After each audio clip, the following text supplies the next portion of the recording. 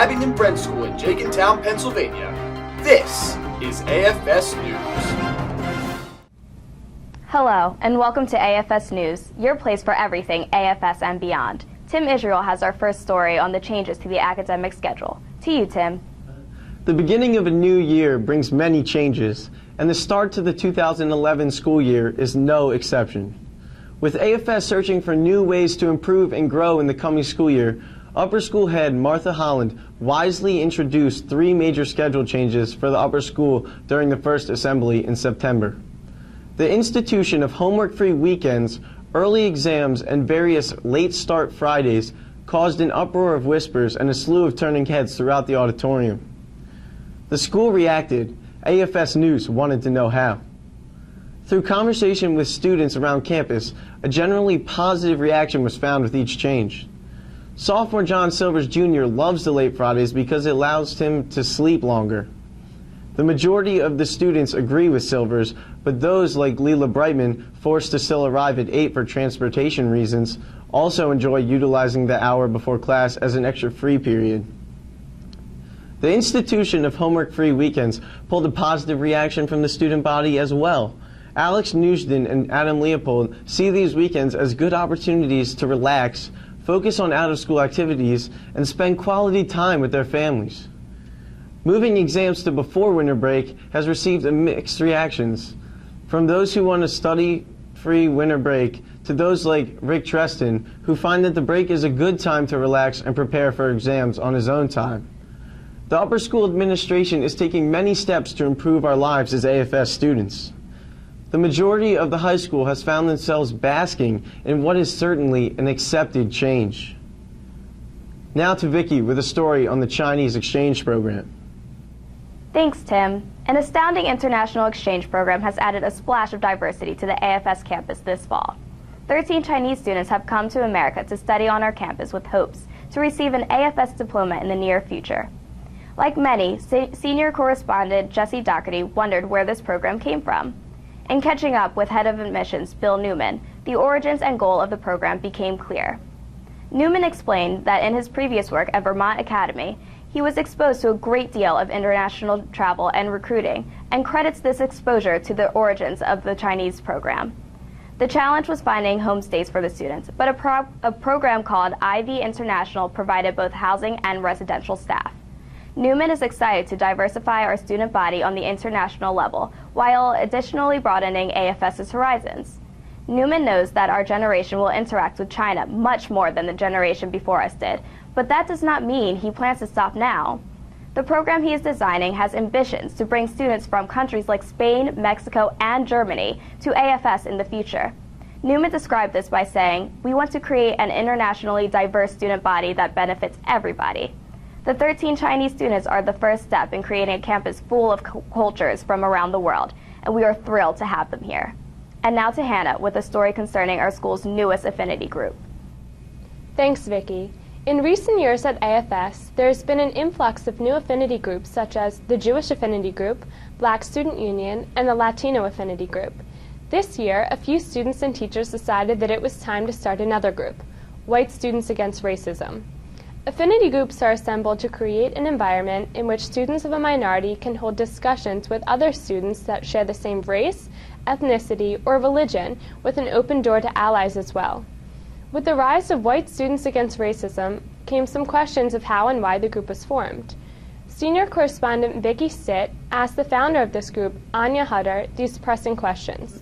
Why did you decide to form White Students Against Racism? I think that at AFS, diversity takes such a huge importance, and when we think about all the different affinities that are being represented in the groups that are really working hard to make strides in diversity, we don't really have any representation among white students. There hasn't been a place for white students to actively say, we want to be part of the picture that is allies at AFS, we want to be involved. So I really wanted to create a place to have discussions and to take action to become better allies in this picture of diversity. And what do you plan to accomplish through this group? We have a lot of different things we want to be doing. We really want to be having discussions within the group, bringing in like videos and articles that we find interesting, and meeting with people who have already been doing activism who are white to learn how we can become better allies, and how we can really look within ourselves to find the problems that we've experienced and to talk about those, have a safe space. AFS is always pushing a diversity boundary to cultivate a more united community. And now to Laura with the impact of Rosh Hashanah on our academic schedule. Thanks, Hannah. While most schools had off for the 2 days of Rosh Hashanah, students were still attending classes here at AFS. Freshman correspondent Andrew Nominski interviewed head of school Rich Norrie about AFS's choice to have classes that day. Rich Norrie explained that Quakers believe that every day is sacred and equally sacred. He continued to say that to set certain days apart from others didn't make sense to Quakers. In the past, AFS has even had school on Christmas Day. During these holidays, Rich explained that teachers try not to advance the curriculum, so absent students don't miss important work. Also, having school opens gives families a relief from taking care of their children on a weekday. While class size numbers are reduced on days such as Rosh Hashanah, AFS takes the opportunity to move forward, holding every day in the same light. And now to Elliot with a perspective on this past summer's weather. Thanks, Laura. As peers said goodbye to one another and AFS let its students out for break last June, few were aware of the tumultuous weather that would dominate the summer months. Hurricane season would start at the beginning of June and then peak with force during July and August. So far, the stormy season has seen 14 tropical storms, 3 hurricanes, and won't end until late November. The East Coast felt the presence of Hurricanes Katrina, a Category 4 storm, and its predecessor, Irene, the first major hurricane of the annual season. Shirts are being sold at the New Jersey shore that read, "I survived Hurricane Irene," and the feat is quite reasonable to brag about. Irene's winds reached 120 miles per hour, causing 56 fatalities and $10.1 billion in damage. Perhaps even more astounding for residents of the tri-state area was the unusual earthquake that struck Virginia. With a magnitude of 5.8 on the Richter scale, aftershocks were felt from New England to Georgia. Since we were not in school during the turbulent month of August, here are some students describing where they were when all of this excitement occurred. I was just doing work, and all of a sudden everything around me started to shake. During the earthquake, I was sitting at my desk, and my table started shaking, and my lamp fell off my table and crashed down. I was sleeping during the earthquake, and I felt my bed like vibrating and shaking, and then I woke up and I was like, what? And then I went back to sleep because I was really tired. And now to Claudia with the story concerning the AFS preseason. Thanks, Elliot. While most students were still on summer vacation, the dedicated AFS fall athletes were starting up their sports season. Preseason is a program that takes place mid-August before school starts. Even though it's not required, it is recommended for student athletes who hope to make the varsity team. Many students question the advantages and disadvantages of an optional preseason, so freshman correspondent Nina Bedrick met with the assistant athletic director Lisa Chidway-Kurtz to discover the initial thought behind a preseason period. The purpose quickly became obvious, as Lisa explained, that because of the season's early start, the teams barely have any time to practice, and therefore preseason gives the athletes and teams time to form a strong bond before the first game of the season. Preseason runs from 9 to 11 a.m. and 3 to 5 p.m. During that time, you practice and scrimmage with future teammates, and not only do you get time to develop skills, but you also reunite with old friends and befriend new athletes. So if you have time, catch a game and cheer on the hard-working AFS athletes. And now to Max with one of the most exciting nights of the 2011 baseball season. Thanks, Claudia. The last day of the MLB regular season had 4 teams hanging by a thread, fighting to keep their playoff dreams alive.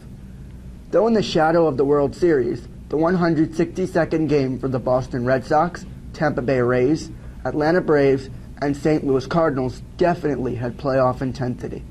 In Houston, the Cardinals jumped out to an early lead, and Chris Carpenter dominated the Astros hitters, leading to an easy 8-0 victory and putting them temporarily in the wild card lead.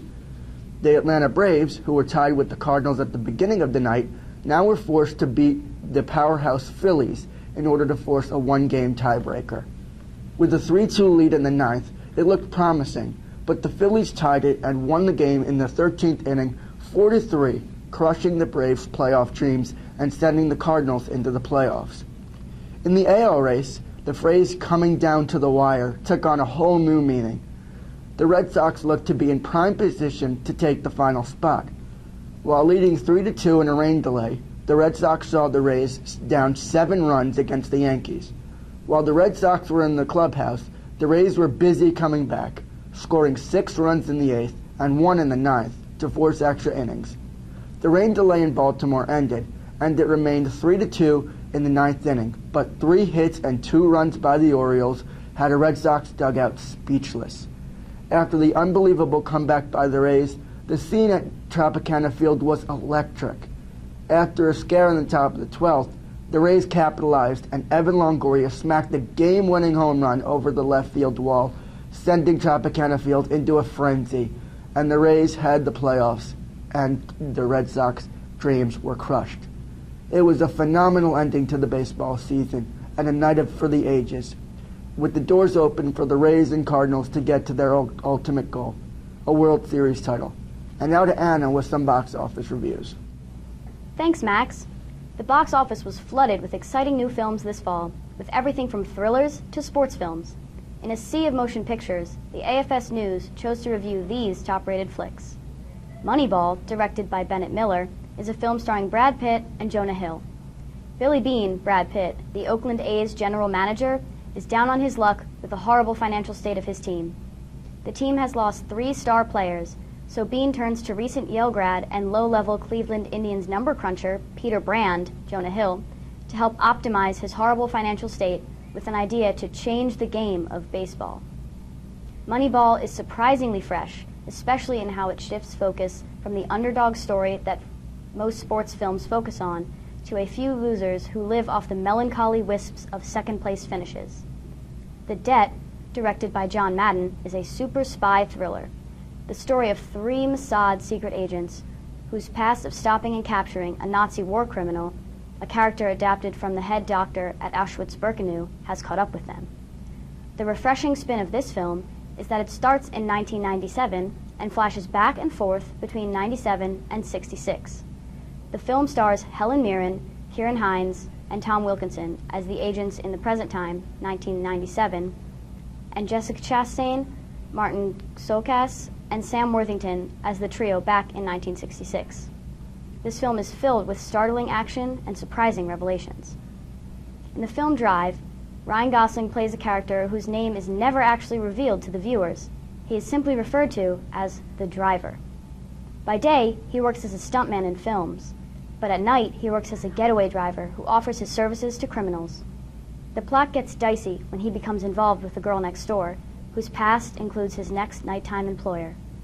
Drive is a riveting thriller about the man behind the wheel of the getaway car. The cast is full of characters who can steal the picture away at any moment's notice. And now to Josh with some Pennsylvania heroes. Thanks, Anna.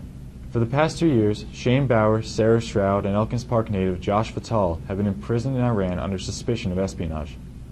Iran claimed that while the 3 were hiking in the mountains along the border of Iraq and Iran, they crossed into Iran in order to spy for the United States. Based on these charges, the 3 friends were imprisoned in July of 2009, and negotiations over the past 2 years between lawyers and Iran had until late made little progress in convincing Iran to release the hikers. The 3 received support from all over, ranging from the retired Archbishop of Cape Town to boxing legend Muhammad Ali, all of who pleaded with Iran for the release of the 3 young Americans. Finally, in September of 2010, Iran released Ms. Stroud on a $500,000 bond due to medical reasons, while Americans continued to plead for the release of Josh Fatal and Shane Bauer. In August of 2011, they were officially sentenced to 8 years in prison, but soon after, Iranian President Mahmoud Ahmadinejad stated without notice that the prisoners would be released within a few days. On September 21, 2011, Shane and Josh were released and flown to Oman, where they were finally reunited with their families. Now back in the States with their families, Josh and Shane still face charges of espionage. However, for now, they're just glad to be home. From the AFS News Show, I'm Josh Holland. Thank you, and go well.